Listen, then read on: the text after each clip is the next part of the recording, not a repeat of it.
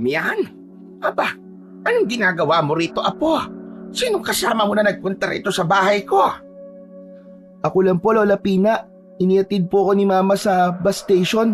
Tapos ako po ang bumiyahe mula ron hanggang dito po sa bahay nyo. Diyos ko, pambihira kang bata ka. Bakit hindi kayo nagsabi sa akin para nasundo kita pagbaba mo sa bus? Paano na lang kung naligaw ka? Matalas naman po ang memorya ko kaya natandaan ko po ang mga sinakyan namin ni na Mama nung nagpunta po kami rito nung namatay po si Lolo Paeng. Saka, wala ka pong dapat ipag-alala, Lola. Safe naman po ako nakapunta rito Di ba po? Ang galing ko, di ba? Ay nako, kung sa bagay, halika na nga sa loob. Abay, nagugutom ka ba?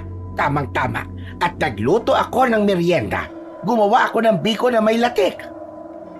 Mukhang alam niyo pong darating ako kasi nagluto po kayo ng paborito ko Masayang pumasok ang 14 na taong gulang na si Damian sa bahay ng kanyang Lola Pina.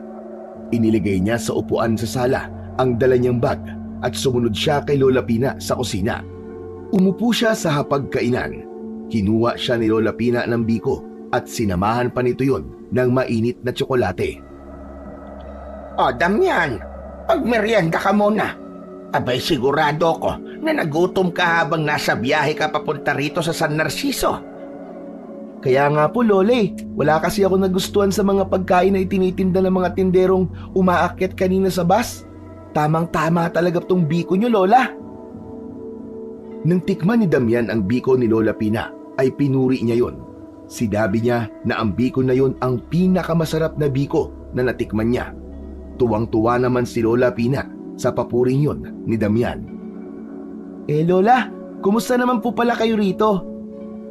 Sa totoo lang, malungkot pa rin na po. Alam mo naman na kamamatay lamang ng lolo mo 2 buwan nang nakararaan. Matagal na kaming magkasama ng lolo mo. Ngayon, mag-isa na lamang ako rito. Hindi ako sanay na wala akong kasama. Kaya mabuti at nandito ka ngayon. Kaya nga po nakakamiss din po talaga si Lolo Paeng. Nakakamiss yung mga kwento niya sa akin bago kami matulog. Nagpunta rin po ako rito kasi sinabi ni Mama sa akin na nagkasakit daw po kayo. Ay, may pasensya na apo. Hindi ko na dapat pala sinabi yun sa nanay mo. Hindi ko sinasadyang mag-alala kayo sa akin. Konting ubo lang ito. Saka, matanda na talaga ako. Kaya normal lang na maging lapitin ako ng sakit. Lola, ayaw niyo po ba na doon na lang kayo sa bahay namin? Para may nagbabantay po sa inyo palagi? Damihan, iho. Hindi ako pwedeng manirahan sa syudad. Marumi ang hangin doon. Pulos-pulos yun. Hindi kagaya rito sa San Narciso. Baka mas lalong mapadali ang buhay ko kapag doon ako nanirahan sa syudad. Nag-aalala lang po kasi kami ni Mama po sa inyo Huwag niyo akong intindihin. Kahit matanda na ako, ay malakas pa naman ako. Hindi ako kagaya ng lolo mo na lambutin kaya namatay kagad. Ay oo nga pala. Gaano ka katagal rito? Paano ang pag-aaral mo, iho? Dito po muna ako ng mga 2 buwan, Lola. Bakasyon na po kami kaya kahit matagal po ako rito, ay ayos lang po. Ay ganun ba? Bakasyon mo na pala. Ay hindi ba dapat ay nakikipaglaro ka sa mga kaibigan mo? Halos araw-araw ko naman po silang kasama, Lola Saka ako po talaga ang nagdesisyon na dito po ako magbabakasyon. Ay, pambihira. Napakabait mo talagang bata, Damian. Kaya ikaw ang paborito kong apo O siya, iiwan na muna kita rito ha. Ipapasok ko muna yung mga ibinilag kong tuyo. Pagkatapos mong kumain, magpahinga ka na. Maayos at malinis naman yung kwarto mo. Sige po, Lola. Ako na pong bahala rito. Matapos magmerienda, ay naisipan ni Damian na kunin sa likod ng bahay ang bisikleta ng kanyang yumaong lolo. Nakita niya yon nung unang beses na nagtungo siya roon nang mamatay ang kanyang lolo, ilang buwan pa lamang ang nakakaraan. O Damian, bakit mo dala yung bisikleta ng lolo Paeng mo? Lola, gusto ko po sanang magbike muna. Ay hindi ka ba muna magpapahinga? Kararating mo lang Mamayang gabi na lang po, Lola. Gusto ko po mag-ikot-ikot dito sa San Narciso. Hindi po ba merong magandang falls dito? Yung nasa loob po ng gubat? Meron nga pero bukas ka na magtungo ron at hapon na. Baka abutin ka pa ng gabi. Pwede ka namang mag-ikot-ikot na lang sa malapit basta umuwi ka kagad bago magdilim. Okay po, Lola. Sa malapit na lang po muna ako pupunta. Balik din po ako kagad. O sige, mag-iingat ka Damian ha. Nakangiting kumaway si Damian kay Lola Pina bago siya umalis sakay ng bisikleta. Maaliwalas ang araw at hindi na ganun kainit kaya naging komportable si Damian sa pagbibisikleta. Yun ang unang beses na nagawa niya yon sa San Narciso. Habang binabagtas niya ang makipot na kalsada, ay binilisan niya ang pagpedal. Sa pagliko niya sa isang kanto, hindi niya napansin ang isang batang lalaki na tumatawid. Huli na para magpreno pa si Damian. Nabangga niya ang batang lalaki at pareho silang natumba. Agad na bumaba si Damian mula sa bisikleta habang hawak ang masakit na balikat. Naku, ayos ka lang ba? Sorry, hindi kita napansin. Sa tingin mo ba okay lang ako? Matapos mo akong banggain? Ang batang lalaki na nabangga niya ay nakahawak sa tuhod. Napakamot sa ulo si Damian. Naku, sorry talaga ha. Mabilis kasi ako masyado eh. Hindi kita kagad nakita. Ano, okay ka lang ba? Medyo masakit, pero ayos lang to. Kaya ko to. Malayo naman to sa bituka eh. Sigurado ka ba? Bakit? Ano ba gagawin mo sa sugat ko? Manggagamot ka ba? Ah, hindi naman. Pero baka kailangan mong dalhin sa ospital eh. Ang OA mo naman? Gas-gas lang to. Huwag mo akong pinoproblema. Basta sa susunod, mag-iingat ka na lang ha, para hindi ka na makabangga. Ah, sige. Mag-iingat na ako sa susunod. Pasensya na talaga ha. Bago ka lang dito no? Ngayon lang kita nakita eh. Ah, oo. Nagbabakasyon lang ako rito sa San Narciso. Diyan ako nakatira kala Lola Pina. Apo ka ni Lola Pina? Oo, bakit? Wala lang. Kilala kasi siya rito eh. Ah, ganun ba? Ah, bata, ako nga pala si Damian. Ikaw, anong pangalan mo? Wala pa kasi akong kaibigan dito eh. Kaya baka pwede kitang maging kaibigan. Ako si Tomas. Ayos lang naman sa akin na makipagkaibigan sa'yo. Mukha ka namang mabait eh. O sige na, kailangan ko nang umalis ha. May pinapabili kasi sa akin ng lolo ko eh. Baka mapagalitan na naman ako. Tumango si Damian at nang naglakad na palayo si Tomas ay sumakay na ulit siya sa bisikleta. Napangiti siya dahil sa unang araw pa lamang niya sa San Narciso ay nagkaroon na kagad siya ng ibang kakilala maliban kay Lola Pina. Inisip niya na mukhang magiging masaya ang mga susunod na araw sa lugar na yon. Pagbalik ni Damian sa bahay ni Lola Pina ay ramdam pa rin niya ang kirot sa kanyang balikat. Umupo siya sa sofa habang nire-relax ang balikat. Napangiwi siya dahil habang tumatagal ay mas lalo yung sumasakit. Mula sa kusina ay lumabas naman si Lola Pina. O apo, nandito ka na pala. Kumusta ang pagbibisikleta mo? Abay sandali. Bakit ang asim ng mukha mo apo? May masakit ba sa iyo? Lola, masakit po tong kaliwa kong balikat. May nabangga po kasi ako kanina habang nagbabike po ako. Sumemplang po ako tapos tumama po tong balikat ko sa semento. Ako, ayan na nga bang sinasabi ko eh. Ano nangyari sa balikat mo? Sobrang sakit ba? Sakto lang naman po, Lola. Wala po ito. Ay Damian, hindi mo ako maloloko. Tingnan mo nga yung sarili mo ah. Hindi maipinta ang mukha mo. Baka mamaya mamagay ang balikat mo at mas lalo yung sasakit kapag gano'n na nangyari. Tara nga dito. Pupunta tayo kay Karyo. Siya na ang bahala dyan sa balikat mo. Abay, magaling manghilot yun ng mga bali at mga nalabog na laman. Hindi na po kailangan, Lola. Ayos lang po talaga ako. Mamaya po mawawala rin po to siguro. Ay, hindi pwede, apo. Tumayo ka na dyan at sumama ka na sa akin. Sige na, huwag kang mag-alala dahil magaling manghilot si Karyo at mapapawala niya ang pananakit ng balikat mo. Ayaw sanang magpahilot ni Damian dahil alam niya na masakit yon. Pero sa itsura ni Lola Pina at sa tono ng boses nito ay sigurado siya na hindi uubra ang pagtanggi niya. Kaya wala na siyang nagawa kundi ang sumunod na lamang kay Lola Pina. Naglakad sila ng halos 15 minuto bago nila narating ang isang maliit na kubo.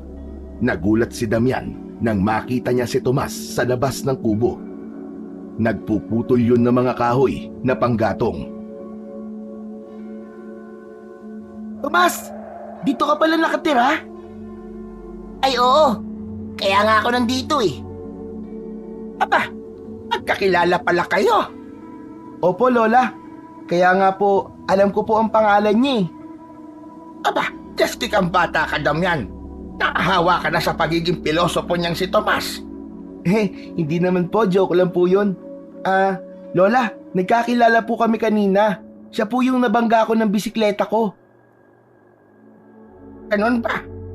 Kumusta ka naman, Tomas? Ayos lang po ako, Lola Pina.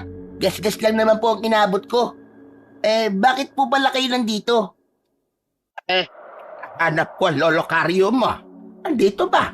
Ipapahilot ko kasi ang balikat nitong apo ko at sumasakit daw. Nasa loob po siya. Pumasok na lang po kayo. Hinawakan ni Lola Pina ang kamay ni Damian at naglakad na sila palapit sa kubo. Huminto sila sa harapan ng pinto ng bahagyang nakabukas. Abay, Karyo, pwede ba magpahilot sa iyo ang apo ko? Ilang sandali lamang, lumabas si Mang Karyo mula sa kubo. Puro puti na ang buhok nito at may makakapal na balbas at bigote. Abay, pwede naman. Sige, Pina, pumasok kayo. May kaba si Damian nang pumasok sila sa loob ng kubo. Pinahiga siya ni Mang Karyo sa banig. Kinuha nito ang isang maliit na bote na may lamang langis. Sumunod si Damian at humiga sa banig na nakalatag sa sahig. Pinahubad ni Mang Karyo ang damit niya. Naglagay ng langis si Mang Karyo sa palad at marahang ipinahid ito sa balikat ni Damian. Nagsimula ng gilutin ni Mang Karyo ang balikat ni Damian at bagamat masakit sa una, unti-unti namang nagiging komportable ang pakiramdam ni Damian. Habang tahimik na hinihilot ni Mang Karyo ang balikat ni Damian, napansin ni Damian ang makahulugang pagtingin ni Mang Karyo kay Lola Pina. Pina, malaki na ang apo mo ha. Siya na ba ang susunod na tagapagbantay sa San Narciso? Napatingin si Damian kay Lola Pina. Napansin ni Damian ang kaunting pagkailang ng kanyang lola. Hindi niya alam kung ano ang ibig sabihin ni Mang Karyo, pero ramdam niya na may kakaiba sa tanong nito. Ay, wag muna nating pag-usapan yan, Karyo. Hindi ba dapat ay sabihin mo na sa kanya tungkol sa... Karyo, tama na. Hilutin mo na lamang ang apo ko. Hindi na nagsalita si Mang Karyo, ngunit ramdam ni Damian ang tensyon ni Lola Pina. Ayan, tapos na ang paghihilot ko. Damian, tandaan mo, huwag ka munang maliligo. Bukas ng umaga ka na maligo at huwag mo munang masyadong igagalaw ang balikat mo. Sige po, Mang Karyo. Tatandaan ko po. O ano, kumusta na pala ang balikat mo ngayon? Masakit pa rin ba? Igalaw-galaw mo nga ng konti. Ito po, hindi na po masyado. Tama nga po si Lola. Magaling po kayong manghilot. Hindi lang paghihilot ang kaya kong gawin. Kaya ko rin manggamot at makipaglaban sa mga aswang. Aswang? May aswang po dito sa San Narciso? Sasagot pa sana si Mang Karyo, pero inunahan yun ng pagsasalita ni Lola Pina. Karyo, ito na pala ang bayad. Huwag mo nang tanggihan.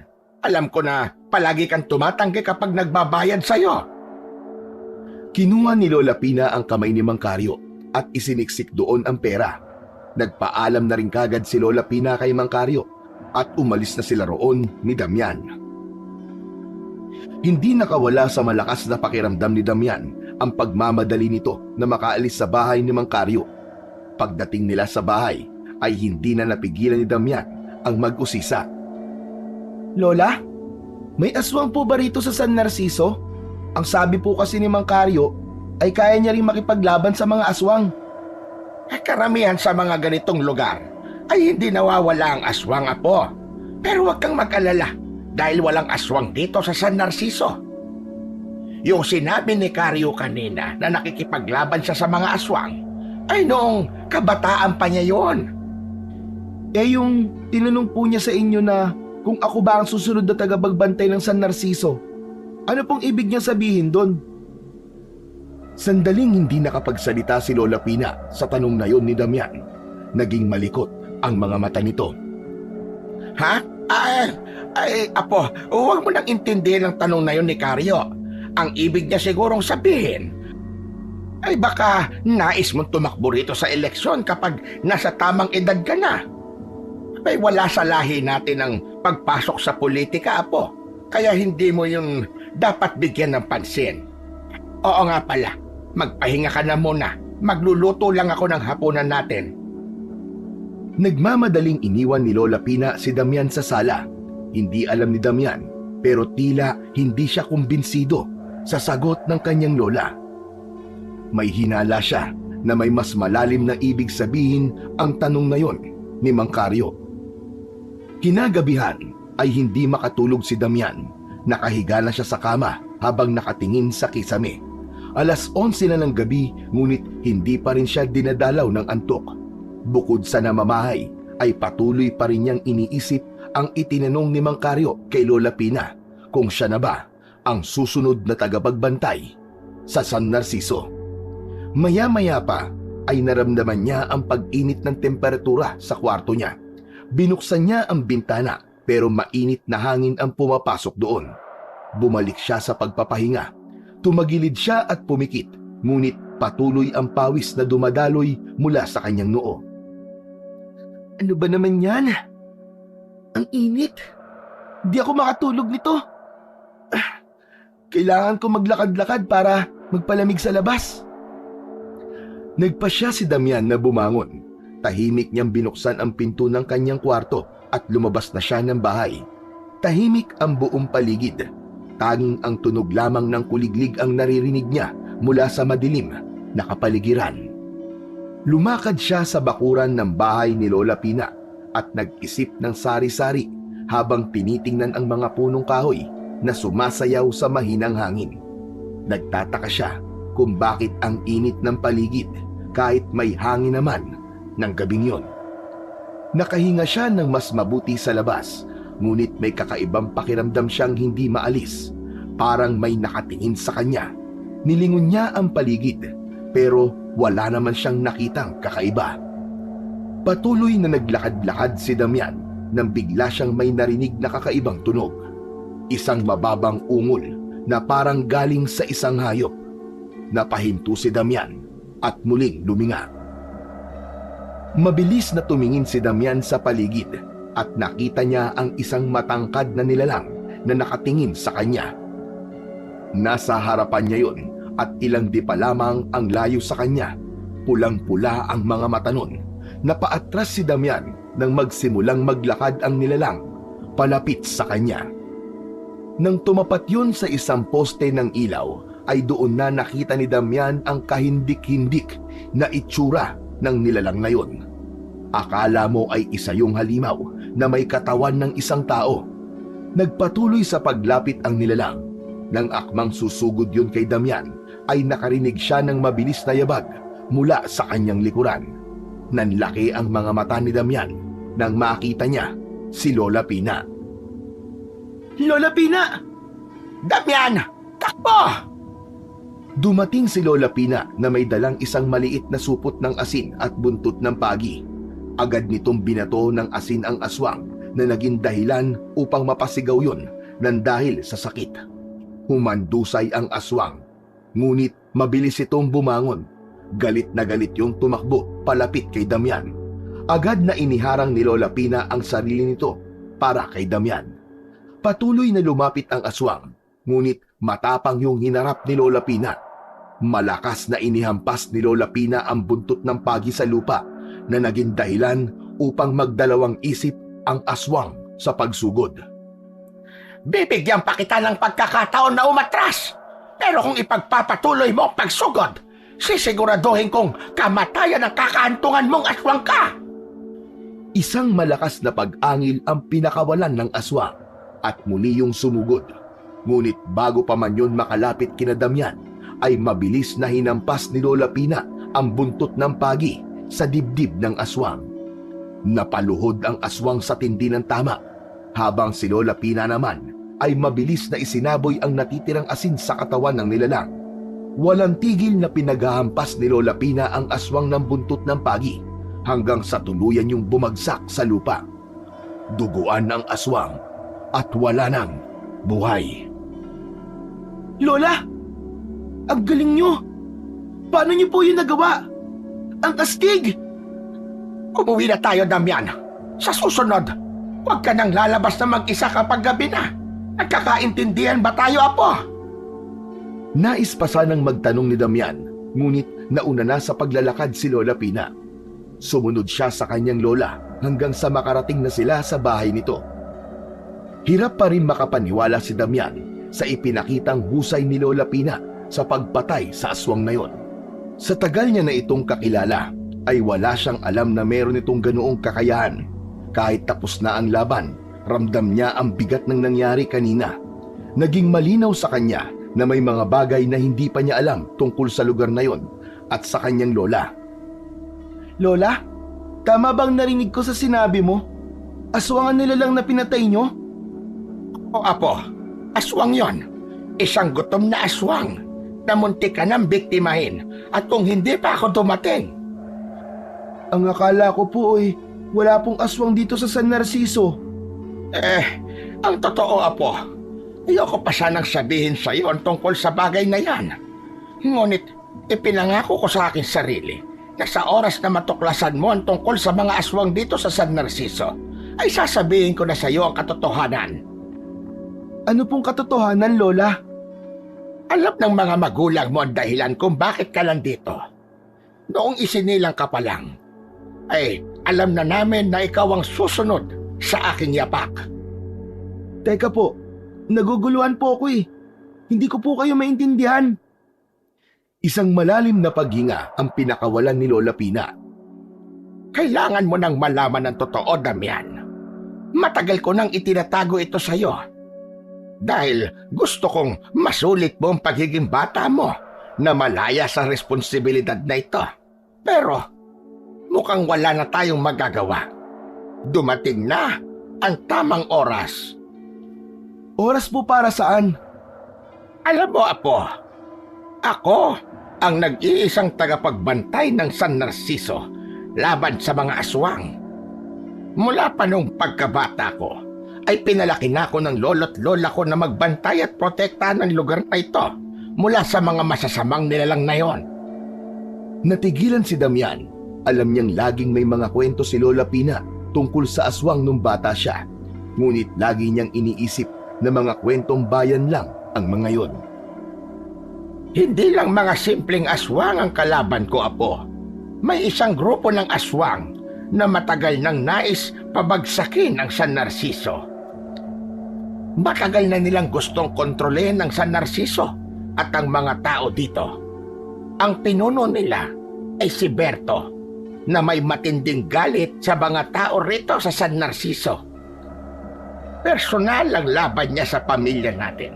Dahil noon, ang lolo mo at ako ang humadlang sa plano niyang sirain ang baryo na ito.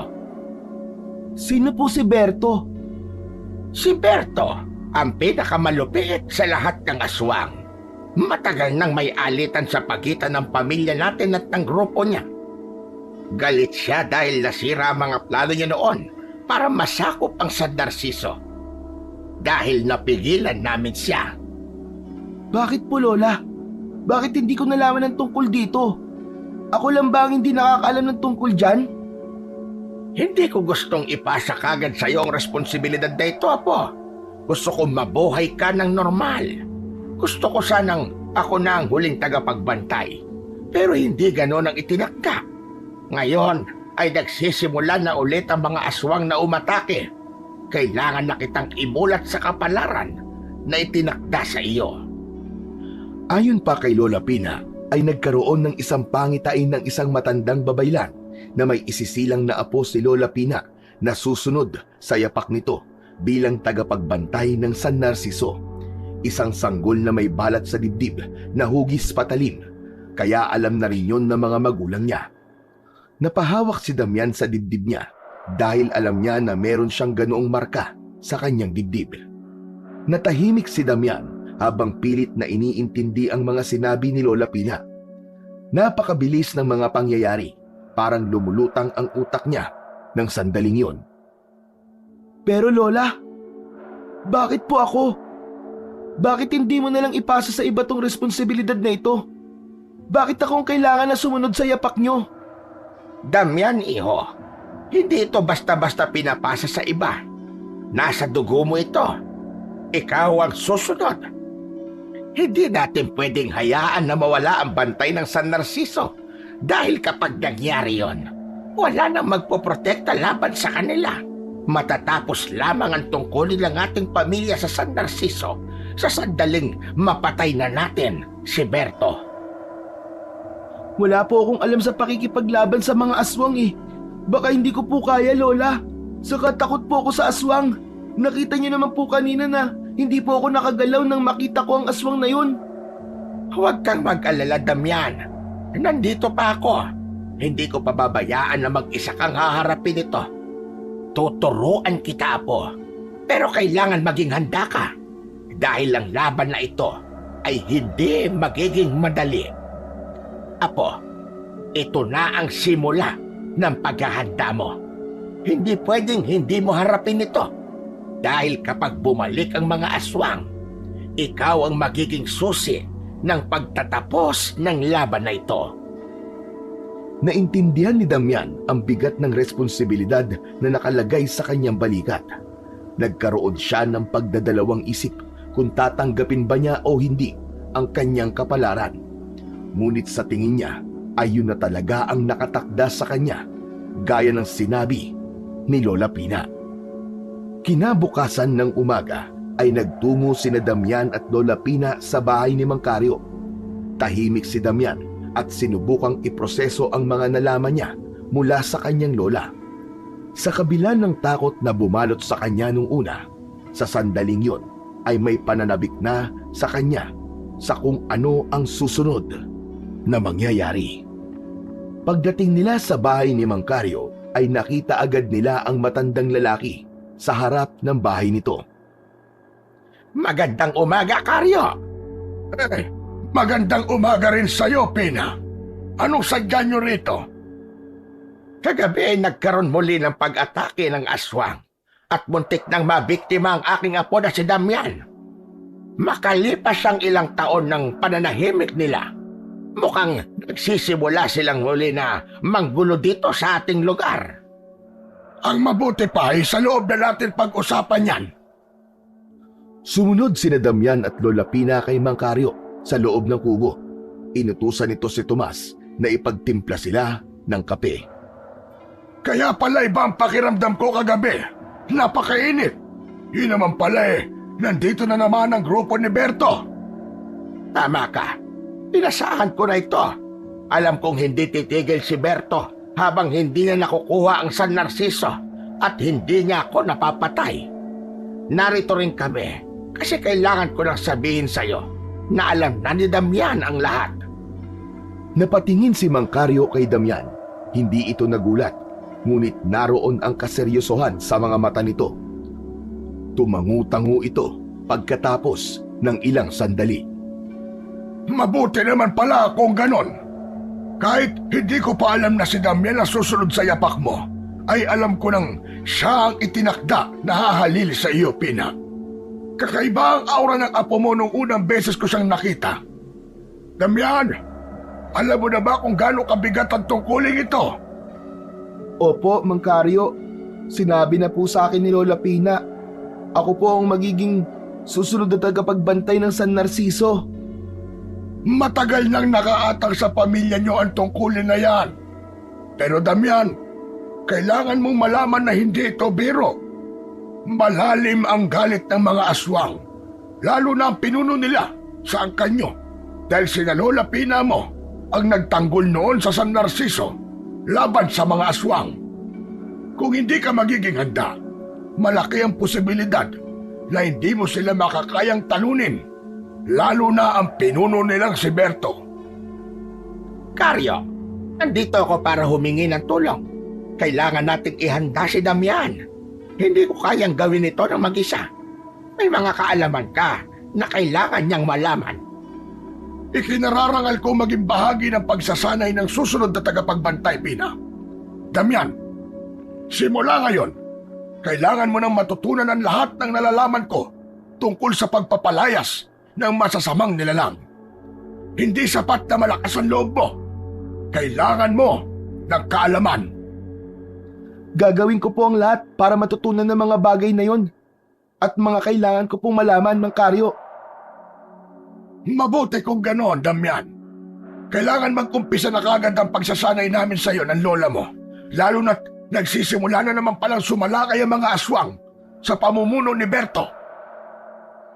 Matapos na makipag-usap nila Damian at Lola Pina kay Mang Karyo, ay nagpaalam si Damian sa kanyang lola na mamamasyal sila ni Tomas sa talon na nasa gitna ng gubat. Pinayagan naman siya nito at mahigpit nitong ibiniling na huwag silang magtatagal doon. Naglakad sina Damian at Tomas patungo sa talon sa gitna ng gubat. Labis na namangha si Damian sa ganda ng talon na yon na pinuntahan nila ni Tomas. Hindi yun ganun kalaki at kataas, ngunit napakalinaw ng tubig. Agad silang naupo sa malapad na bato malapit sa tubig. Nakasawsaw sa tubig ang kanilang mga paa. Pinagmasdan ni Damian ang malamig at malinis na tubig na bumabagsak mula sa mataas na bahagi ng lupa. Pero kahit gaano kaganda ang tanawin, hindi mawala sa isip niya ang mga bagay na nalaman niya tungkol sa kanyang tungkulin bilang tagapagbantay. Tomas, ang ganda ng lugar na to, no? Parang dito lang ako nakahanap ng katahimikan simula nang malaman kong tungkulin ko rito sa San Narciso. Payapa at tahimik talaga rito. Dito ako lagi tumatambay kapag gusto ko mag-isip. Hindi kasi tupuntahan ng mga tao rito Bakit naman? Kung matagal na ako nakatira rito, baka araw-araw ako nandito. Siyempre, gawa na sila rito sa talon. Normal na to para sa amin. Pero para sa kagaya mong dayo at bago dito sa San Narciso, talagang napakaganda ng talon na to. Teka, maitanong ko lang, anong pakiramdam na ikaw pala ang susunod na tagapagbantay dito sa San Narciso? Hindi pa rin pumapasok sa utak ko ang lahat Ewan ko, Tomas. Parang hindi ko kaya. Ako? Ako ang magiging tagapagbantay? Wala akong alam sa mga aswang o kung paano sila labanan Tingin ko, hindi pa ako handa. Kaya nga nandyan si na Lolo Karyo at Lola Pina, di ba? Ikaw talaga ang tinakda, Damian. Kaya sigurado kami na kaya mo yan. Nagkibit balikat na lamang si Damian. Baka sa mukha niya ang duda sa sarili. Paano kung nagkamali pala sila na ako ang itinakda? Paano kung hindi ko magawa ang tungkulin ko? Ang daming buhay ang nakasalalay dito, Tomas. Hindi lang ako, pati buong San Narciso. Damian, hindi mo kailangan gawin lahat mag-isa. Andito ako, si Lola Pina at si Lola Karyo. Lahat kami susuporta sa'yo. Pero normal lang naman yung nararamdaman mo ngayon. Lalo na't hindi ka na-expose sa kwento ng mga aswang. Kahit ako, kung ako ang nasa sitwasyon mo ngayon, sigurado, matatakot din ako. Pakiramdam ko, hindi ko kakayanin ng mga aswang na yon. Damian, alam mo ba ang kwento noon? Ang kwento ng pagsalakay ng mga aswang dito sa San Narciso? Hindi pa naikwento ni Lola Pina sa akin ng tungkol dyan Ano ba nangyari? Ganito yon, makinig kang mabuti. Si Lolo Karyo lang ang nagkwento sa akin ito kasi hindi pa ako ipinapanganak nung nangyari yun Noon pa man, matindi na ang galit ng mga aswang sa San Narciso. May isang gabi, isang grupo ng aswang ang sumalakay dito. Mga 5 o 6 na malalakas at bababangis. Nagkalat sila sa buong lugar. Pinatay at kinain nila ang ilang mga alagang hayop. Tinubukang pasukin ng mga bahay. Takot na takot talaga ang mga tao nun. Grabe naman pala mga aswang na yon. Base sa sinabi mo, talagang wala silang mga puso. Tama ka. Pero alam mo kung sino ang tumayo para ipagtanggol ang San Narciso? Si Lola Pina. Mag-isa lang niyang hinarap ang mga aswang. May dala siyang buntot ng pagi at saka asin. At wala siyang takot na hinarap ang mga yon. Ilang aswang na patay niya noon. Ano? Si Lola Pina? Mag-isa lang talaga siya? Oo, Damian. Siya ang dahilan kung bakit buhay pa ang mga tao dito sa San Narciso ngayon. Kaya kung nagawa yan ng lola mo, alam kong kaya mo rin yun. Hindi ka niya pipiliin kung wala siyang nakikitang lakas sa'yo. Tahimik na napatingin si Damian sa bumubuhos na tubig mula sa talon. Kahit paano ay nagbigay ng lakas ng loob sa kanya ang mga sinabi ni Tomas. Hindi niya akalain na malalim din palang magsalita ang bago niyang kaibigan. Habang patuloy na nag-uusap sina Damian at Tomas sa talon, bigla silang nakarinig ng kaluskos ng mga dahon mula sa kung saan. Parehong napalingon ang dalawa at mula sa likod ng isang puno ay lumabas ang isang matangkad na lalaki. May katandaan na ito, marungis ang kasuotan at may bitbit na sako na hindi nila alam kung ano ang laman. Nagkatitigan sina Damian at Tomas, kapwa sila nagtataka kung sino ang lalaking yon. Lumapit ang lalaki sa kanila at ngumiti ng malaki. Magandang umaga sa inyong dalawa. Pasensya na kayo kung narinig ko ng hindi sinasadya ang napag-uusapan ninyo. Sino po kayo? Lumingon ang lalaki kay Damian. Tila mas interesado ito sa kanya kesa kay Tomas. Simon ang pangalan ko. Dito ako nakatira sa gubat. May kubo ko rito. Narinig ko ang pinag-uusapan niyo tungkol sa pagiging susunod na tagapagbantay ng San Narciso. Narinig ko rin na ikaw ang apo ni Lola Pina. Ako nga po. Ano ang pangalan niyong dalawa? Ako po si Damian. Ito naman pong kasama ko si Tomas. Kaibigan ko po siya. Matagal-tagal na rin akong nakatira dito sa gubat ng San Narciso. Alam ko ang mga kwento na nasa lugar na ito, lalo na tungkol sa lola mo. Si Lola Pina mo, Damian, ang kasalukuyang tagapagbantay dito sa San Narciso mula sa masasabang aswang. Maraming beses ko nang narinig ang pangalan niya at ang kanyang mga kabayanihan. Masaya kong malaman na may susunod na kay Lola Pina. Mahirap ang tungkulin na yan, pero sa mga nakikita ko, mukhang nasa mabuting kamay ang San Narciso. Bakit niyo naman po nasabing nasa mabuting kamay? Kasi, kung ikaw ang napili, Damian, malakas ang kutob ko na magagawa mong proteksyonan ang baryo. Ang dugo ng susunod na tagapagbantay ay nasa iyo at hindi ka basta-basta matatalo ng sino mang kalaban, kahit na pa ng mga aswang. Parang ang dami niyo pong nalalaman Mang Simon.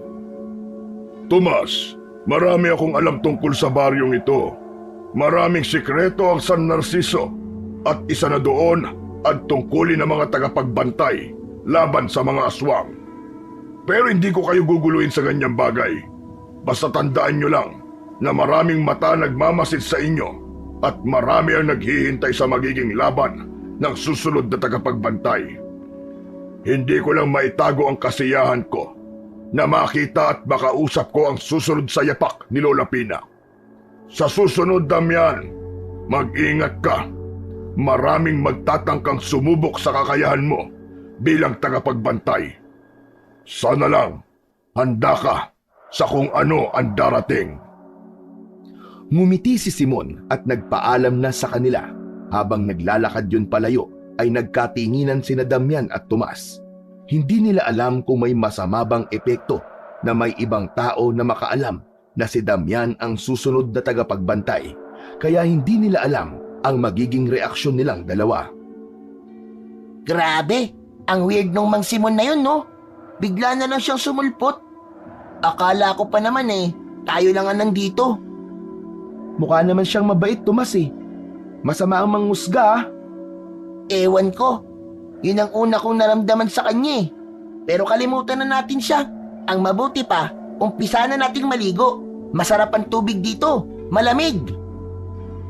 Hinubad na ni Damian at Tomas ang kanilang damit. Shorts lamang ang itinira nila. Nang tumalon ang dalawa sa malamig na tubig, ay nakalimutan na kagad ni Damian si Mang Simon. Naisip niya na hindi niya dapat yun bigyan ng pansin. Marahil bilang taga San Narciso si Mang Simon, ay masaya ito nang malaman na may susunod pang tagapagbantay sa oras na huminto na si Lola Pina sa gawain na yun. Sa mga sumunod na araw, maaga pa lang ay gising na si Damian. Alam niyang oras na para simulan ang kanyang pagsasanay bilang tagapagbantay ng San Narciso. Isang umaga, paglabas niya mula sa bahay ay nadatnan niya si Lola Pina at Mang Karyo sa bakuran ng bahay. Parehong seryosong nag-uusap ang dalawa. Napahinto sa pag-uusap ang mga yon nang makita siya. Pinalapit siya ni Lola Pina sa mga ito.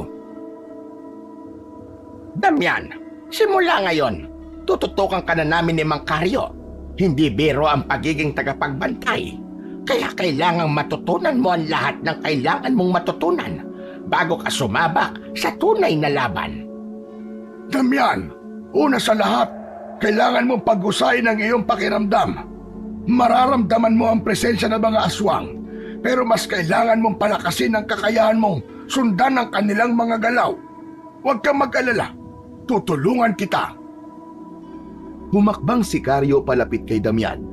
Hawak nito ang isang maliit na itim na tela na tila may laman sa loob. Binuksan nito yon at inilabas ang isang anting-anting na yari sa isang uri ng metal na hindi niya alam kung ano. May ukit yon ng mga kakaibang simbolo.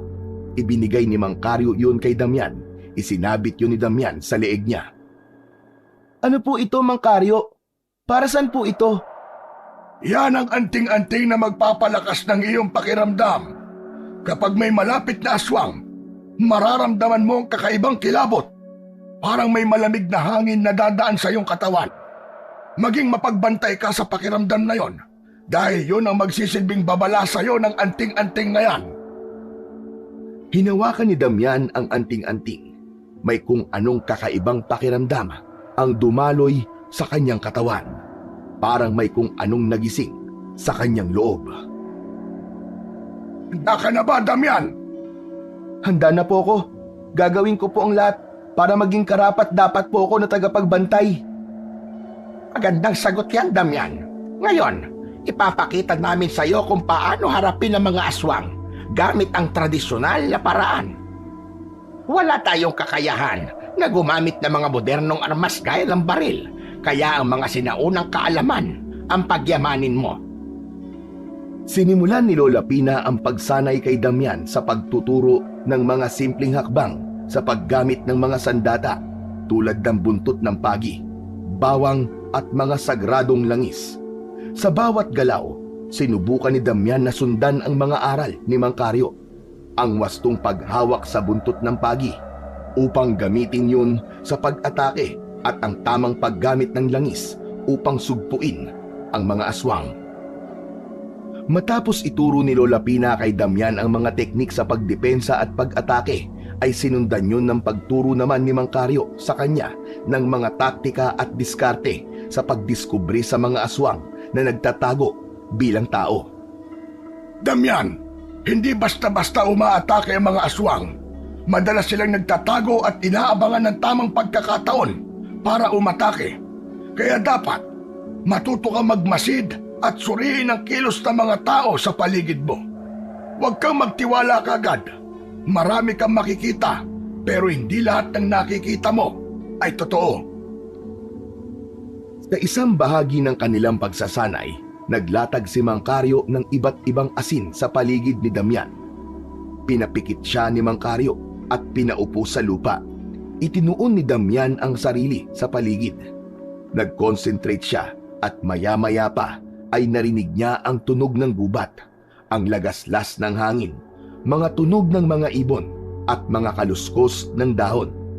Maya-maya pa, naramdaman niyang uminit ang anting-anting na suot niya. Bahagya pa yung gumalaw. Humingal si Damian nang ibukas niya ang kanyang mga mata.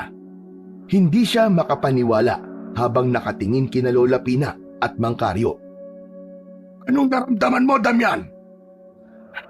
Hindi ko po maipaliwanag pero may kakaiba po akong naramdaman.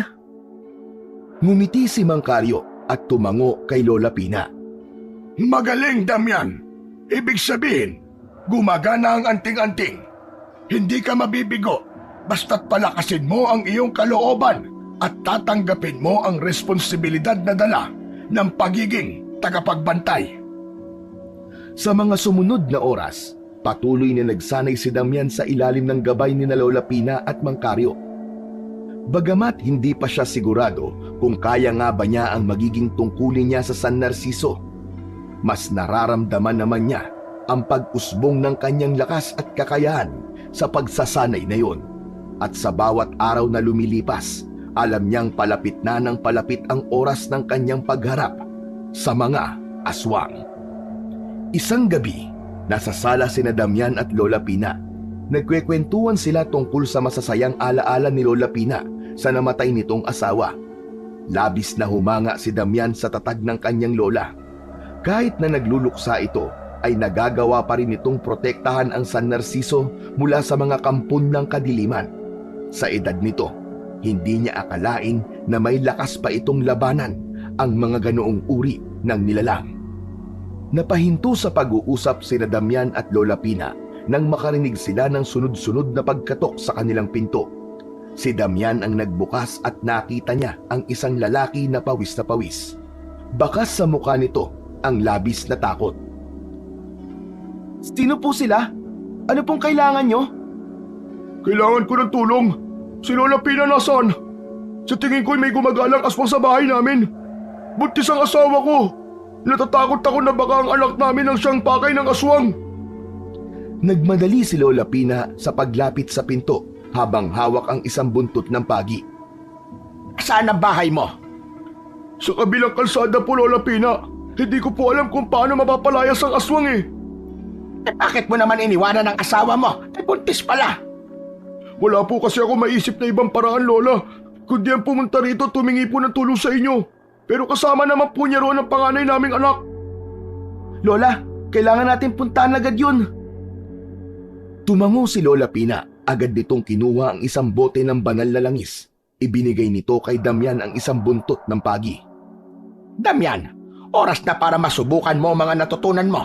Pero tandaan mo, hindi basta-basta ang pakikipaglaban sa aswang. Mahina man sila o malakas, dapat seryosohin mo ang pakikipaglaban. Mabilis silang tumungo sa bahay ng lalaki. Pagdating nila doon, nakita nilang nakasara ang mga bintana ng bahay. Nakita nila ang isang itim na baboy na lumabas sa silong ng bahay. Malaki yon sa normal na sukat ng isang baboy. Hoy, aswang! Ipakita mo ang tunay mong anyo! Tumingin ang baboy sa kanila. Tila nanlilisik ang mga mata nun. Napaatras si Damian pero agad niyang naalala na naroon siya upang subukan ang mga itinuro sa kanya ni Lola Pina at Mang Karyo. Mabilis na tumakbo ang baboy sa likod ng bahay. Sinundan yun ni Damian at Lola Pina. Pagdating nila roon, tumambad sa kanila ang pagbabagong anyo ng baboy. Naging isang ganap yung aswang. Matangkad yun na may mahabang mga kuko. Naglalaway yun na akala mo ay gutom na gutom. Ang liwanag ng buwan ay sapat upang makita ni Damian ang buong anyo ng aswang. Damian, huwag kang matatakot. Huwag mong ipakita sa alagad ng demonyo na yan na dapat siyang katakutan. Mauna kang sumugod. Gamitin mo ang natutunan mo sa ating pagsasanay. Ha? Pero Lola, natatakot po ko. Hindi ba sabi ko sa iyo huwag kang matatakot? Nakasan mo ang loob mo. Nandito lang ako sa likod mo. Hindi kita pababayaan. May pag-aalinlangan na humakbang si Damian palapit sa mabangis na aswang. Sa isang iglap, umatake ang aswang. Tumalon yun sa sanga ng puno at mabilis na sumugod kay Damian. Hindi siya nakahanda sa bilis ng nilalang at naramdaman niya ang matalim na kuko nito na tumama sa kanyang balikat. Napasigaw siya ng dahil sa sakit at bumagsak sa lupa. Agad siyang sinakluluhan ni Lola Pina. Hinampas nito ang aswang gamit ang buntot ng pagi at binuhusan ng langis ng nyog ang nilalang. Tumili ang aswang. Nasunog ang balat nito nang kumalat ang langis sa muka at katawan nito. Damian, tumayo ka! ikaw na ang tumapos sa kanya. Narinig ni Damian ang sigaw ni Lola Pina, pero nanatili siyang nakaupo sa lupa at nanginginig ng dahil sa takot. Masakit ang sugat sa balikat niya at hindi siya makagalaw ng maayos. Lumuwag ang pagkakahawak niya sa buntot ng pagi hanggang sa tuluyan na yung mawala sa kanyang kamay. Wala nang nagawa si Lola Pina kundi ang ipagpatuloy ang pakikipaglaban sa aswang. Hindi mawari ni Damian kung paano nagagawa ng kanyang lola na mapanatiling kalmado at malakas sa gitna ng laban na yon. Sa wakas, matapos ang ilang mabibigat na hampas ng buntot ng pagi at pagbuhos ng langis, ay bumagsak ang aswang sa lupa. Sinubukan pa nung gumapang palayo pero tuluyan na yung binawian ng buhay. Tuwang-tuwa ang lalaking humingi ng tulong. Abot langit ang pasasalamat nito kay Lola Pina. Lumapit si Lola Pina kay Damian. Inilihad nito ang isa nitong kamay. Nang tanggapin yun ni Damian, ay hinila siya nito upang makatayo siya. Malalim ang sugat sa iyong balikat, Apo. Kailangan nating magtungo kay Karyo upang magamot yan. Lola, hindi ko kaya. Hindi po ako tulad nyo. Hinayaan ko lang na masaktan ako. Wala po akong silbi. Sayang lang po ang pagsasanay nyo sa akin kasi hindi ko yun nagamit kanina. Damian, Apo. Lahat tayo'y natatakot. Pero ang takot na yan ay kayang-kaya nating labanan. Lahat tayo nasusugatan. Pero hindi ibig sabihin nun ay mahina ka. Pero Lola, halos hindi ko man lang siya napigilan. Ni hindi ako nakaatake. Bago ako naging tagapagbantay, marami na akong dinaan ng hirap, Apo. Nasaktan ako, natakot. Pero alam ko ang tungkulin ko. At ganun din dapat ikaw, Apo. Wala kang makikitang tagapagbantay na hindi nasugatan dahil bahagi yun ng laban. Hindi kita pipiliin kung alam kong hindi mo kaya. Tahimik na napatungo si Damian. Dama pa rin niya ang kirot sa kanyang balikat at sa loob ng kanyang puso.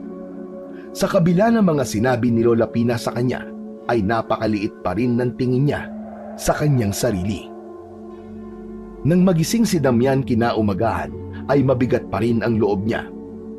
Hindi mawala ang panliliit niya sa kanyang sarili dahil sa nangyari sa unang pagharap niya sa isang aswang. Matapos mag-almusal, ay lumabas siya ng bahay. Gusto niyang mapag-isa, makapag-isip at huminga mula sa lahat ng alalahanin. Kinuha niya ang bisikleta at dumiretso siya patungo sa talon na nasa gitna ng gubat. Nang makarating si Damian sa talon, ay huminto siya sa tabi ng talon at umupo sa gilid nun. Pinanood niya ang pagbagsak ng tubig. Kahit paano ay kumalma ang gulo na tumatakbo sa utak niya. Hindi niya mapigilang maalala ang sugat sa balikat na nakuha niya mula sa aswang. Pakiramdam niya ay hindi siya magiging karapat-dapat na maging susunod na tagapagbantay sa San Narciso. Damian, ikaw ba yan? Isang pamilyar na tinig ang narinig ni Damian sa kanyang likuran. Napalingon siya at nakita niya si Simon, ang lalaking nakilala nila ni Tomas sa lugar na yon nung nakaraang araw. Mang Simon, kayo po pala. Ngumiti si Simon habang papalapit kay Damian. Umupo ito sa tabi niya. Anong ginagawa mo rito na mag-isa? Mukhang mabigat ang iniisip mo ah. Ayos lang naman po ako. Gusto ko lang po talaga mapag-isa sa ngayon. Hindi mo kailangan mahiya sa akin. Alam mo, naalala ko sa'yo yung anak kong pinatay ng aswang. Kasing edad mo siguro siya nung nawala siya.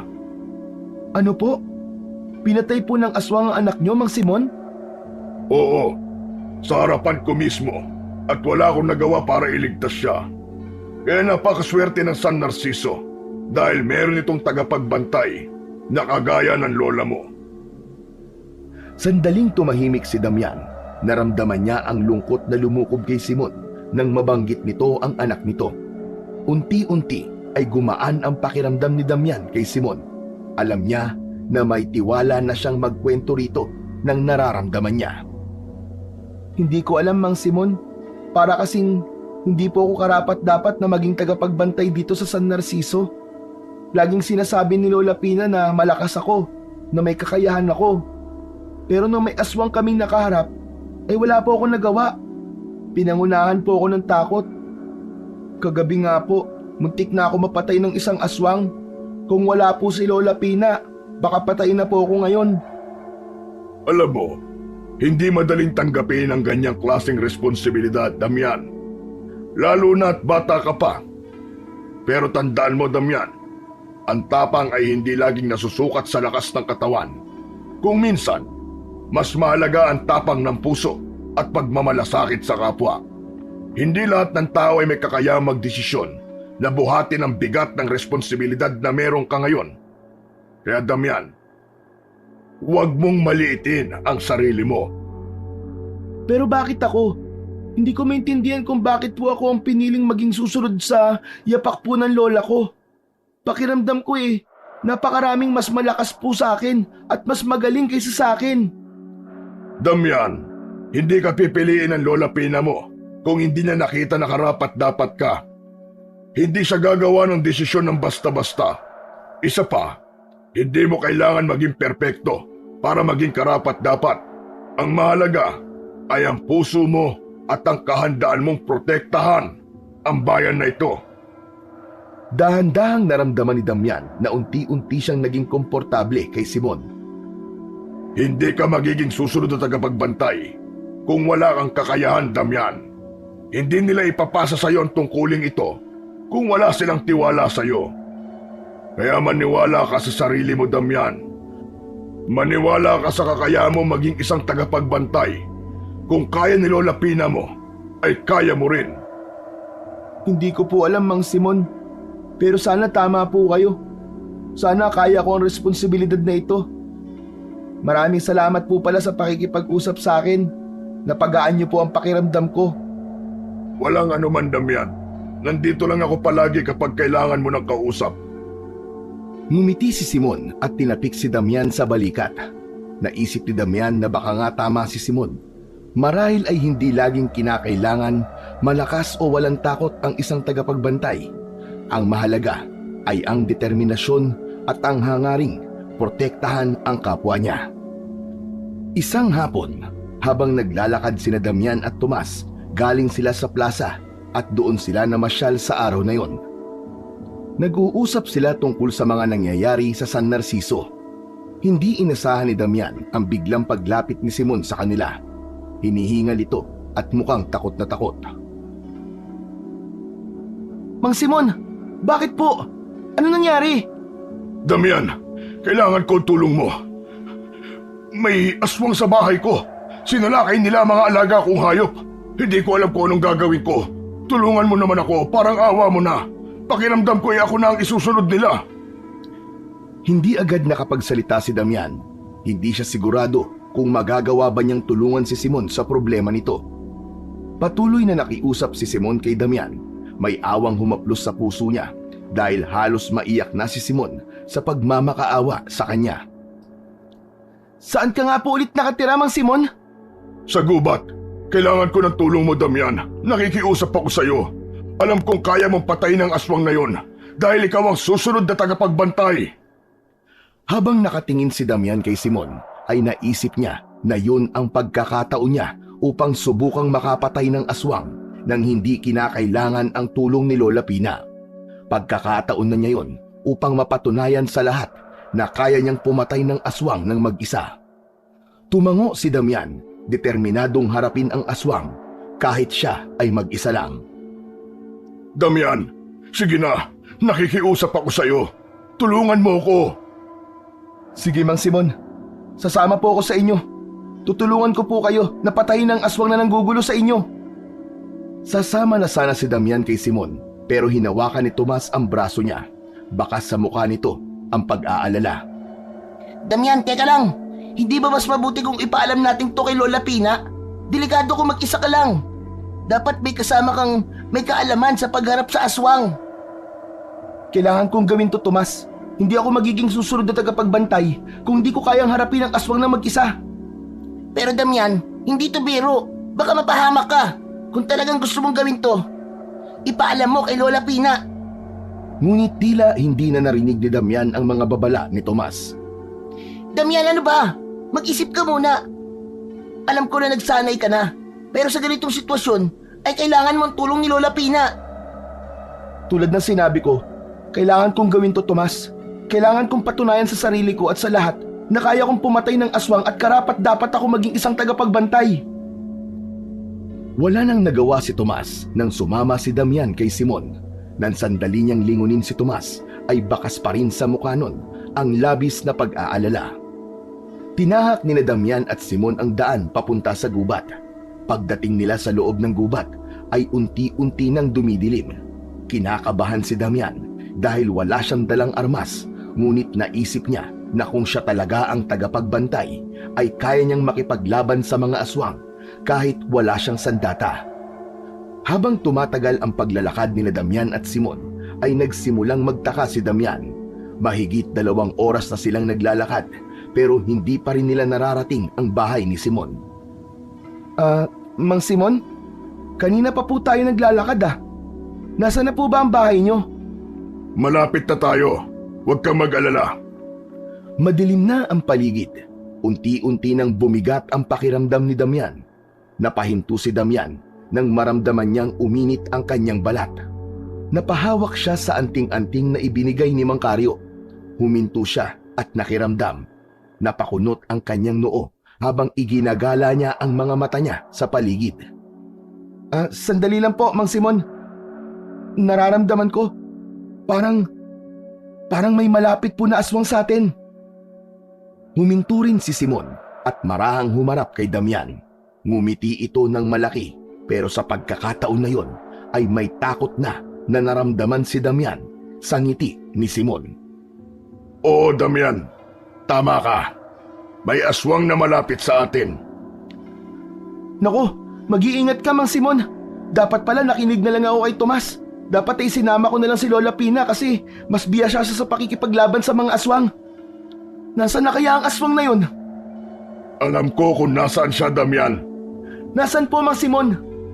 Damian, nasa harapan mo na ang aswang.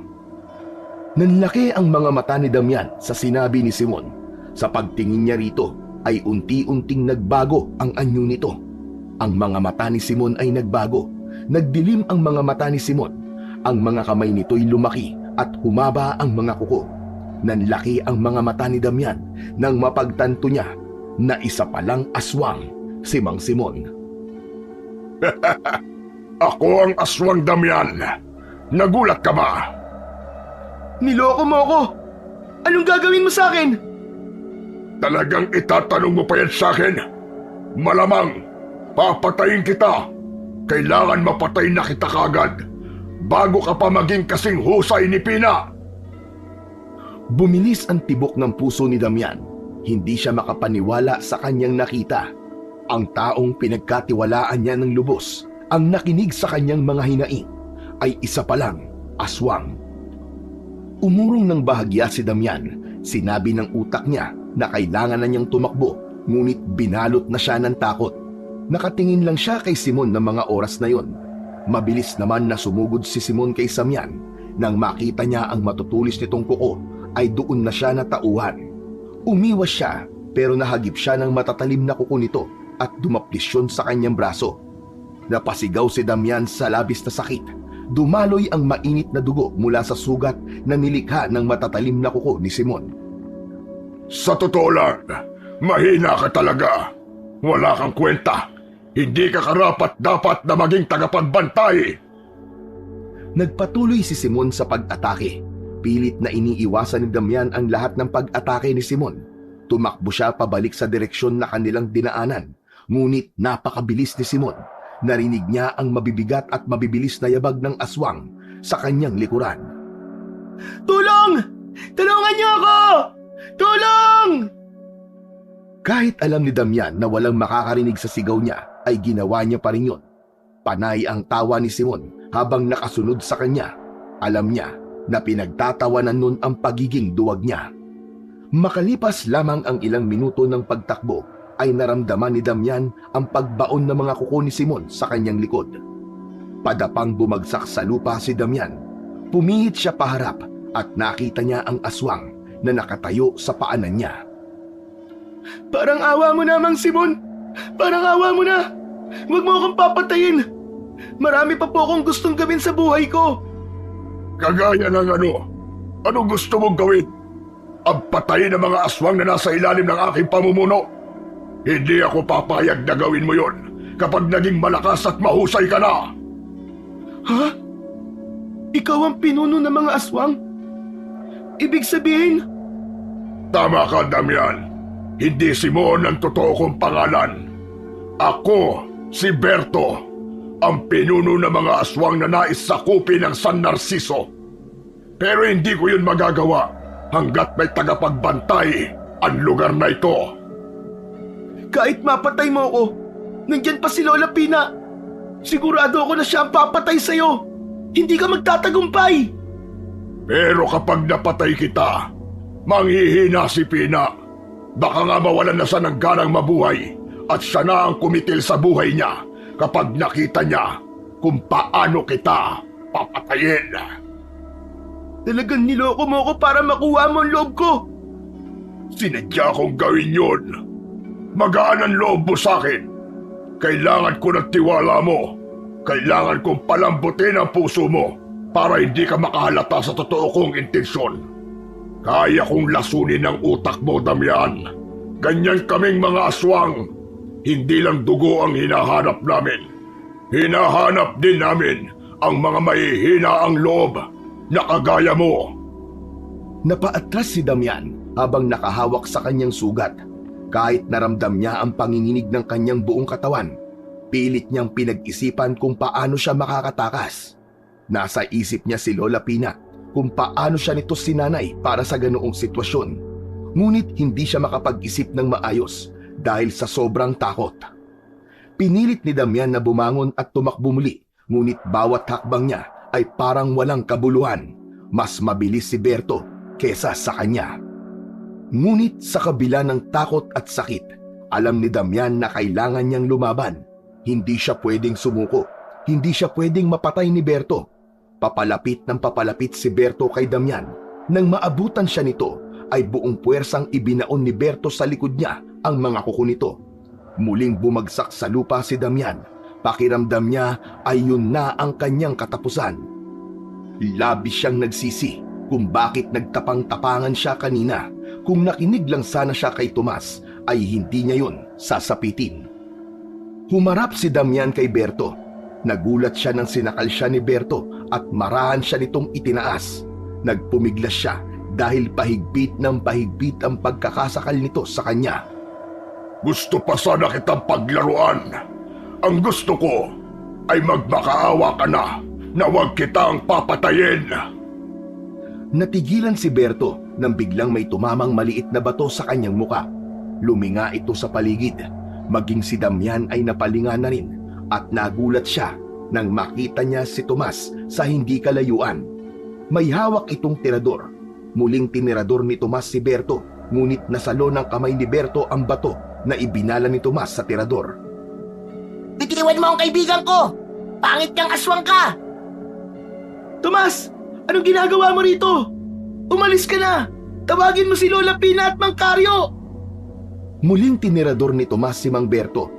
Tumama ang 3 bato sa katawan ng aswang, pero wala yung epekto rito. Anong akala mo, Tomas? Mapapatay mo ko ng armas mo?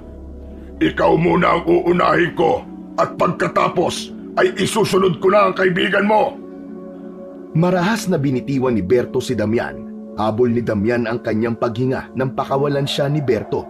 Napasigaw si Damian nang makita niya na pasugod si Berto sa kaibigang si Tomas. Sinubukang tumayo ni Damian upang iligtas si Tomas, pero sa tuwing sinusubukan niyang tumayo ay nabubuwal siya dahil sa kanyang mga sugat. Sa isang kisap mata ay nasa harapan na ni Tomas si Berto. Bumakas ang gulat at takot kay Tomas. Hindi na yun makagalaw, ngunit bago pa man magawang saktan ng aswang si Tomas, ay nakarinig sila ng yabag mula sa kung saan. Nakakita ng pag-asa si Damian nang mula sa kakahuyan ay lumabas sina Lola Pina at Mang Carlo. Si Lola Pina ay may hawak na buntot ng pagi at asin, habang si Mang Carlo naman ay may hawak na isang itak. Tama na, Berto! Huwag mong idadamay ang mga bata sa kasamaan mo! Sino ka para sundin ko, Pina? Matagal kong hinintay ang pagkakataon na ito. Maganda na nandito ka para masaksiyan mo ang pagkamatay ng apo mo. Kung hindi mo ako susundin, dito na magtatapos ang kasamaan mo! Mabilis na humakbang si Lola Pina patungo kay Berto. Mahigpit nitong hawak ang buntot ng pagi. Si Mang Carlo naman ay sumunod kay Lola Pina na may dalang itak. Naiwasan ni Berto ang pag-atake ni na Lola Pina at Mang Carlo. Gustong tumulong ni Damian, ngunit hindi pa rin niya magawang makatayo. Nagulat siya nang biglang ihagis ni Lola Pina ang buntot ng pagi sa gawi niya. Nalaglag ang buntot ng pagi sa tabi niya. Napatingin siya roon at nagdalawang isip kung dadamputin ba niya yon o hindi, dahil may pakiramdam siya na hindi pa rin siya ang karapat-dapat na tagapagbantay. Yan na po! Kunin mo ang buntot ng pagi! Lola, hindi ko po alam kung kaya ko maging susunod na tagapagbantay. Alisin mo ang takot at pagdadalawang isip mo. Gamitin mo ang mga itinuro namin sa'yo. Hindi na nakapagsalita pa si Lola Pina dahil sinugod na ito ni Berto. Isang buntot ng pagi pa ang baon ni Lola Pina at yun ang ginamit nito upang makipaglaban sa mabangis na pinuno ng mga aswang. Nag-alangan naman si Damian, ngunit kinuha niya pa rin ang buntot ng pagi. Nang mahawakan niya yon, ay naramdaman niya ang kakaibang init nun sa kanyang palad. Tila may lakas na dumaloy sa buo niyang katawan, kaya nagawa niyang makatayo. Ganyan nga, Damian! Tumayo ka! Ipakita mo sa aswang na yan na malakas ka at ikaw ang susunod na tagapagbantay! Sigaw ni Tomas kay Damian habang nakatago sa likod ng isang malaking puno. Tumakbo si Damian sa kinaroroonan ni Berto. Hahampasin niya sana ito ng buntot ng pagi, ngunit nahawakan nito yon. Bakas sa mukha nito ang sakit ng mahawakan ng buntot ng pagi, ngunit pilit nito yung hindi ininda. Akala niyo ba ay kaya niyo akong talunin? Matagal ko ng planong sirain ang San Narciso. At ngayon, walang makakapigil sa akin. Binitiwan ni Berto ang buntot ng pagi at lumundag ito papunta kay Mang Carlo. Mabilis naman na iwinesiwas ni Mang Carlo ang itak nito at nagawa nitong sugatan sa dibdib si Berto. Mula sa isang sulok, panay naman ang sigaw ni Tomas na hawak pa rin ang tirador. Go, Damian! Kaya mo yan! Galingan mo! Laban lang! Habang nagsasalpukan sila Lola Pina, Mang Carlo at Berto, dahan-dahang lumapit si Damian sa likuran ng aswang. Nakita ni Berto si Damian sa gilid ng mga mata nito. Ngumiti ito ng malaki na akala mo ay isang demonyo. Damian, batang duwag, akala mo ba ay matatalo niyo ko? Magiging akin pa rin ang San Narciso at wala kayong magagawa. Binigyan ni Damian ang sarili ng lakas ng loob. Inilabas niya ang tapang na nakatago sa kanyang puso. Tumakbo siya ng buong bilis at inihampas ang buntot ng pagi kay Berto. Tumama yun ng diretso sa mukha ng aswang na naging dahilan para mapaatras ito at mapaigik ng dahil sa sakit. Tama yan, Damian! Sige! Ituloy mo lang yan, apo! Nagpatuloy si Damian sa pag-atake. Bawat hampas ng buntot ng pagi ay nagpapahina kay Berto. Si Mang Carlo naman ay nagdagdag ng mga pag-atake gamit ang pagsaboy ng banal na langis kay Berto. Umusok ang katawan ni Berto dahil sa banal na langis. Isang malakas na hampas ng buntot ng pagi ang pinakawalan ni Damian at tumama yon sa leeg ni Berto. Lumikha yon ng malalim na sugat. Damian! Patayin mo na ang aswang na yan! Huwag mo nang patagalin! Tapusin mo na siya! Napahawak si Berto sa leeg nito na nasugatan ni Damian na paluhod dito sa lupa. Sinamantala naman ni Lola Pina at Mang Carlo ang panghihina ng pinuno ng mga aswang. Nagsalita ng dalawa sa pag-atake kay Berto. Tumulong na rin si Damian sa pag-atake kay Berto. Kung kanina ay panay ang tawa ni Berto, sa sandaling yon ay puro daing na ang lumalabas sa bibig nito. Patuloy na naging mahina si Berto sa sunod-sunod na pag-ataking natatanggap nito. Huminto lang sina Damian nang mapahiga na si Berto sa lupa habang mabagal na humihinga. Duguan na ito at puno ng sugat. Hindi niyo ako matatalo. Ako ang pinuno ng mga aswang. At ang San Narciso ay magiging sa akin. Damian, ibuhos mo ang laman ng bote na ito sa aswang na yan. Ano pong laman ng bote na ito? Malalaman mo rin mamaya. Sige na, gawin mo na. Kinuha ni Damian ang boteng inabot ni Mang Caryo. Inalis niya ang takip nun at ibinuhos ang laman nun sa buong katawan ni Berto. Nagtaka si Damian dahil walang nangyari kay Berto. Malakas naman na tumawa si Berto. Nakita mo na, Damian.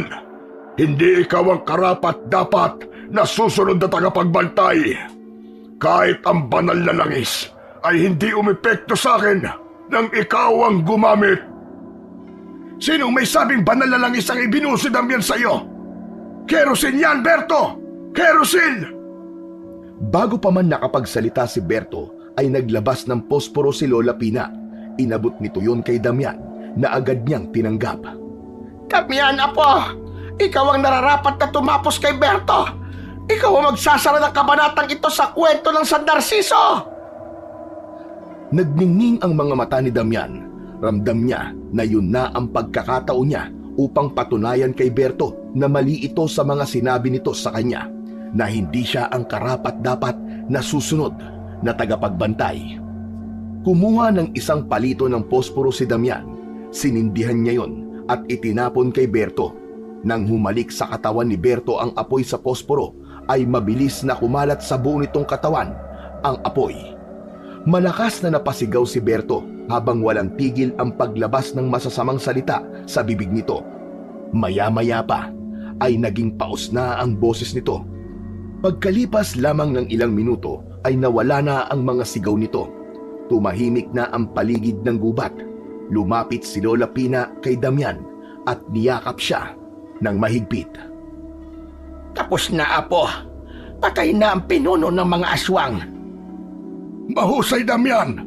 Hindi mo kami binigo ng iyong lola. Pinatunayan mo na matapang ka. Sa pagkakataon na yon, ay lumabas na si Tomas sa pinagtataguan nito. Hindi niyo ba ako pupurihin, Lola Pina at Lolo Caryo? Kung hindi dahil sa akin, hindi niyo malalaman kung nasan si Damian. Tama ka. Mahusay ka rin, Tomas. Salamat sa kontribusyon mo para mapatay natin si Berto. Damian, maraming salamat. Ikaw ang dahilan kung bakit natapos na ang kasamaan ni Berto. Lola, hindi lang po akong pumatay kay Berto. Tayong lahat ang gumawa nun. Alam ko, Damian. Pero ang totoo, maraming beses na naming nakalaban ni Caryo si Berto. Alam mo ba, noong pa namin sinusubukan, pero lagi siyang nakakaligtas. Tama ang sinabi ng lola mo, Damian. Lagi kaming nabibigo. Pero ngayong kasama ka na namin, ay saka lang namin siya napatay. Ikaw nga talaga ang susunod na tagapagbantay. Wala nang duda. Damian, apo, karapat dapat ka talaga na maging tagapagbantay ng San Narciso. Ikaw ang magiging gabay ng San Narciso laban sa mga aswang. Kaya simula ngayon, apo, huwag mo nang pagdududahan ng sarili mo.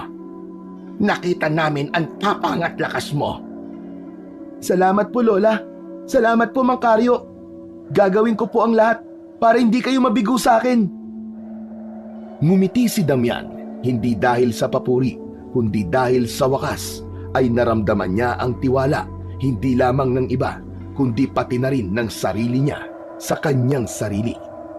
Makalipas ang ilang linggo, matapos ang pagkamatay ni Berto, bumalik na ang katahimikan sa San Narciso. Ang dating takot at pag-aalala ng mga tao sa mga aswang ay nawala na. Hindi na muling umatake ang mga alagad ni Berto.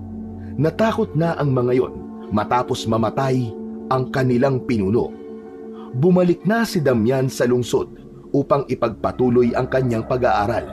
Ngunit sa bawat bakasyon ay walang palya siyang bumabalik sa San Narciso upang patuloy na magsanay sa ilalim ni Lola Pina at Mang Caryo. Isang hapon, habang nag-iensayo si Damian sa paggamit ng itak sa lilim ng matandang puno ay nilapitan siya ni Mang Carlo at Lola Pina. Damian, kahit wala na si Berto, hindi nangangahulugan na tapos na ang laban. May iba pang mga aswang na nagtatago at naghihintay ng tamang pagkakataon para muling umatake at maghasik ng lagim. Alam ko po yun, Mang Carlo. Kaya hindi po ako titigil sa pagsasanay. Alam ko po na darating ang araw na muling susukubin ng dilim ang San Narciso at sisiguraduhin kong handa na ako kapag dumating po ang oras na yun. Damian na po, ang pagiging tagapagbantay ay hindi lamang tungkol sa pakikipaglaban sa mga aswang. Ito ay tungkol din sa pagprotekta sa mga tao, sa kanilang kaligtasan at sa kanilang kapayapaan. Hindi mo kailangan laging maghanap ng laban, pero dapat lagi kang handa kapag dumating ito. Maraming salamat po sa mga paalala niyo sa akin. Nangangako po ako na hindi ako titigil na maging mas mahusay pa. Hindi ako titigil sa pagsasanay. Hindi dahil gusto ko maging pinakamalakas, kundi dahil alam kong maraming buhay ang nakasalalay sa akin. Sa atin, hindi po ako perpekto, pero gagawin ko po ang lahat para protektahan ang San Narciso. Yan ang tunay na diwa ng pagiging tagapagbantay, Damian. Hindi kailangan maging perpekto. Kailangan ng pusong handang magsakripisyo. Natutunan ni Damian na ang pagiging tagapagbantay ay hindi natatapos sa isang laban. Ito ay patuloy na tungkulin na magtatapos lamang kapag may bagong tagapagbantay ang darating. Masaya siya na sa wakas ay makakapagpahinga na si Lola Pina sa pagiging tagapagbantay dahil siya na ang papalit sa tungkulin nito. At sa bawat pagbalik niya sa San Narciso, dala niya ang pag-asang kapag dumating muli ang mga aswang, ay muling mananalo ang kabutihan laban sa kasamaan.